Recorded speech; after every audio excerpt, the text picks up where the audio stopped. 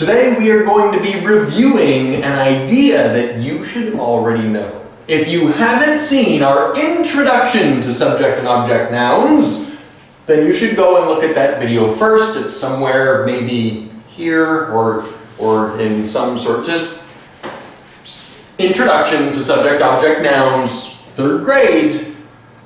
You can find it and then come back here. I'm gonna wait, but not really, so.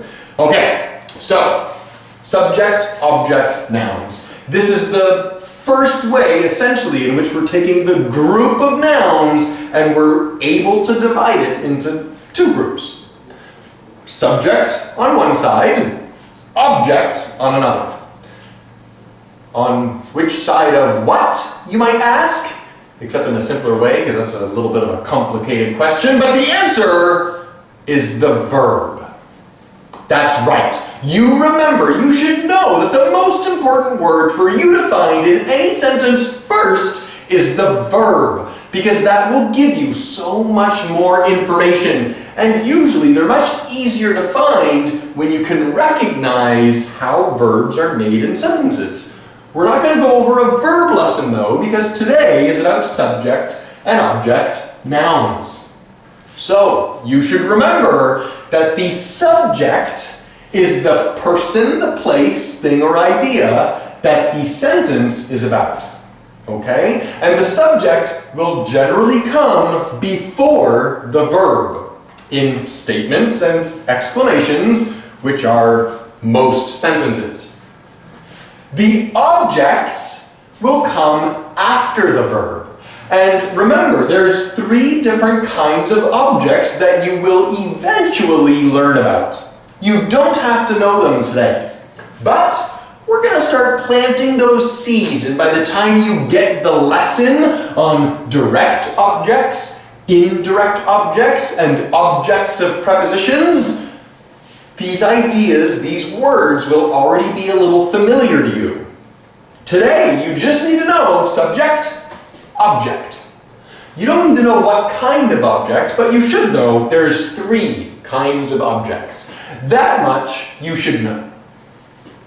Fair enough? All right, let's get to the examples. James throws the ball. We're giving you some pretty easy examples to start. You should be able to close your eyes, hear this sentence, James throws the ball, and you should be able to picture James throwing a ball, and you can see in your mind's eye, in your imagination, you can picture the verb. Because the verb is the action, or if there's not a clear picture, it's the state of being, it's what is happening. This creates the image, or lack of image, but the verb is what's important. So once you find the verb, throw, in this case, look before the verb. James is the person that this sentence is about. James is the person who is doing the action, the throwing. And we can ask ourselves, in that picture, can we see what James is throwing? And hopefully you can. Hopefully you can picture maybe a baseball in James's hand as he throws the ball. Okay, so we have the subject, we have the verb, and then we have the object. And for those of you who are curious, this would be a direct object. The direct object is directly connected to the subject-verb pairing or partnership. It answers the question, who or what does the thing do? So if we ask, what did James throw? If we have an answer like the ball, then yeah, we have a direct object. It's pretty easy stuff, but you don't need to know that yet. Mary hits it. Hits, that's the verb. Mary is the person, the subject, who's hitting. What does Mary hit? It. Now here, this is a pronoun. This is the object pronoun, and in order to use a pronoun, you have to have information before. So we can safely guess that it is the ball. Because James is not an it. James is a person. And Mary doesn't hit him. Mary hits it, the ball. Jane kicked the ball? I mean, James throws, Mary hits, and Jane kicked the ball? Now, I've been very kind to you, because what I did was I added a question mark to the end of a statement. I didn't change the subject-verb arrangement, so you should be able to identify the subject, verb, and object in this question. Can you do it? Of course you can do it. Again, it's really easy. Kick is the picture. Jane, just like James and Mary, is the person. There's only been one word before the verb. It has to be the person, place, thing, or idea that is doing the action so far. And we have the same direct object. You don't need to know it's direct. You just need to know this is the thing that comes after the verb. Oh! Oh! Pass me the ball! They're not even paying attention to me. They didn't even hear me make the command. I mean, it was kind of a request, but I was excited, see? You notice the difference here. This is not a statement. This is not a question. This is a command. Do you remember what is special about commands? What is the action? Pass me the ball. I'm commanding the verb. I want someone to do something for me. Pass is the verb, and if the sentence starts with a verb, what comes before the verb? Remember that commands don't necessarily have subjects. The subject for 99% of the commands out there is you. It's the person or people being spoken to. So here, there's no subject. There is, however, the same direct object. I want them to pass the ball to me. Pass me the ball. I am a person. This is the object pronoun for me. That makes me the indirect object. I am the one who wants the direct object passed to me. So here, if you were paying attention, you have a verb, a direct object that is connected to the you and pass. You pass the ball to me. Me is the indirect object, but you don't have to know that yet. So, Paul and Paula play music in a band. What's the verb? This one's not quite as easy to picture, but you are all third grade grammar students. You can identify this verb to play. So what comes before the verb? Here, there's not just one word before the verb. So what is it? What is the subject? That's right. It's not subject singular. It's plural subjects. There's two, Paul and Paula. They both play, what do they play? They play music. Music is the direct object. It answers the question, what do Paul and Paula play? They play music in a band. So band is another object. And you already know we can have more than one object.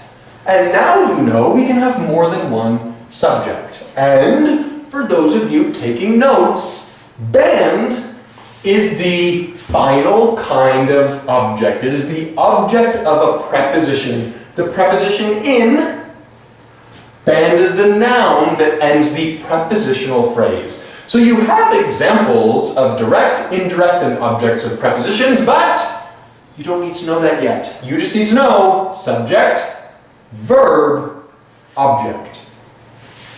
They play together.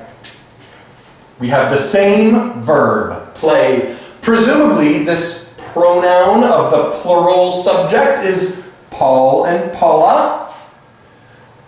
And together is that, were you going to have me do a square? Do you think this is a noun? Together is not a noun. It's not a person, place, thing, or idea. It's a way of being or a way of doing something. Together is an adverb.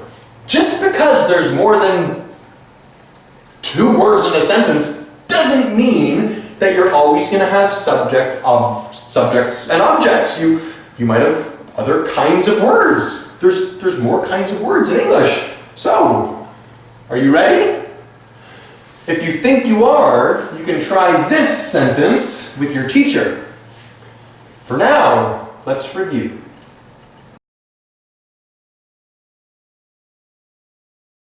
Subject-Object Nouns Review.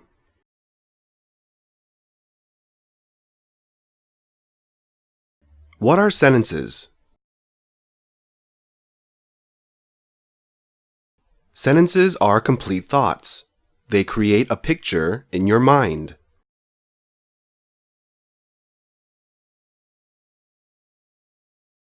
What is the first word we should find in a sentence? The first word we should find is the verb.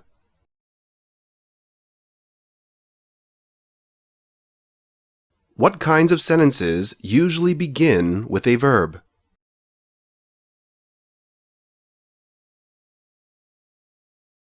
Questions and commands often begin with a verb.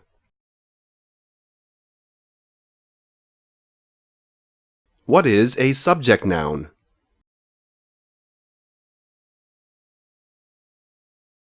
A subject is the noun, person, place, thing, or idea that the sentence is about.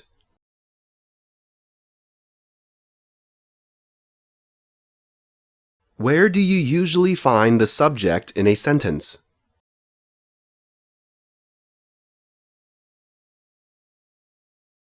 You usually find the subject before the verb in a sentence.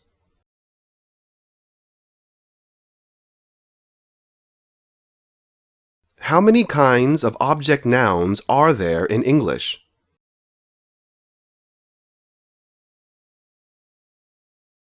There are 3 different object nouns in English.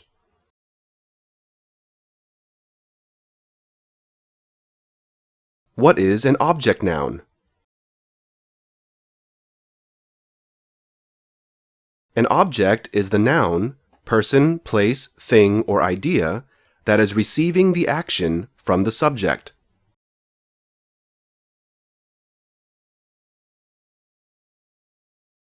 How do you know what the subject is in a question?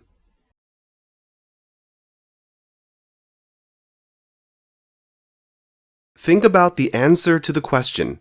The subject in the answer is usually the object in the question.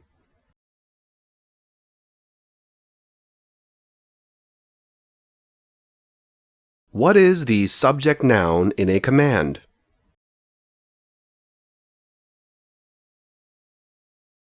The subject noun is the person being told what to do, the understood you.